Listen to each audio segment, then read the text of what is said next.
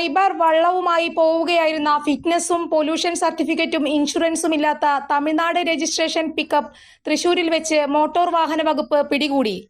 തിരുനെൽവേലിയിൽ നിന്നും ബേപ്പൂരിലേക്ക് പോവുകയായിരുന്ന pickup Thrissur RTO enforcement motor vehicle inspector PV ബിജുവാണ് പിടികൂടിയത്.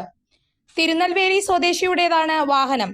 ചെറിയ വാഹനത്തിൽ മുന്നിലേക്കും പുറകിലേക്കും വശങ്ങളിലേക്കും തള്ളി നിൽക്കുന്ന രീതിയിലാണ് ബോട്ട് ഉണ്ടായിരുന്നത്. വാഹനം വളവുകൾ തിരിയുമ്പോൾ മറിയാനുള്ള സാധ്യതയും ഉണ്ടായിരുന്നതായി RTO enforcement motor vehicle inspector PV Biju പറഞ്ഞു. അപകടകരമായ രീതിയിൽ പോയതിനടക്കം 27,500 രൂപയാണ് അധികൃതർ പിഴ ഈടാക്കിയത്.